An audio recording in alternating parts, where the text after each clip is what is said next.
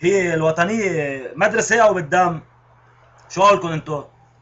لا، هي بنتيجة شعوب. بكل بيت في حمام وبكل بلد في خونة بنسب متفاوتة، ولكن الوعي عند الشعوب. امبارح 17 موعد الفوضى اللي قررها برنار الكلب وساركوزي اللوطي، فردوا عليه الجزائر بخازوق مبكل.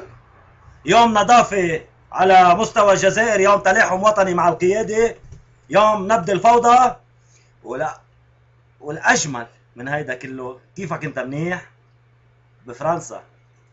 طلعوا شباب الجزائر بضواحي فرنسا وبباريس وبضواحي باريس، والشرطة الفرنسية مثل القطط والفيران هربانة، مثل الكلاب هربانة قدام شباب الجزائر.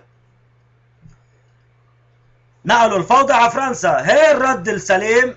امبارح نام طب ساركوزي الكلب، وبرنار السرماية نام شي مجرور كمان طب على دماغه على نافوخ الاصل اللي جابوه، وقال لك الجزائر صعب كتير.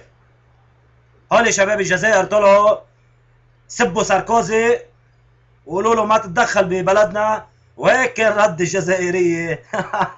يا عين عليكم يا عين. هون الرجال هيك بيكونوا رجال. نقل الفوضى لاوروبا، مش نقل الفوضى لعنا يا شخاخين انتو يا ليبية. بالوقت اللي هيدا طلعوا الجزائرية رعبوا فرنسا، رعبوا. انا 100 مرة صرت قايل بترتعد فرنسا من جزائر، بتموت فزع، بتموت فزع من الجزائر.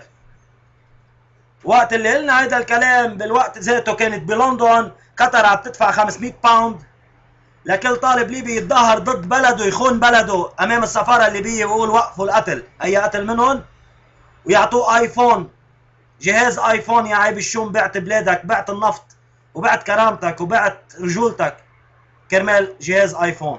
انتو يا جردان شوفوا الجزائر كيف.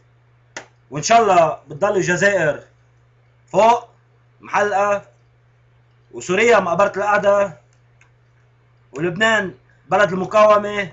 وتحياتي إلكم، وراح نرد عليهم. ردوا عليهم الخونة، ردوا عليهم، راح نرد عليهم كل يوم، كل يوم راح نرد عليهم.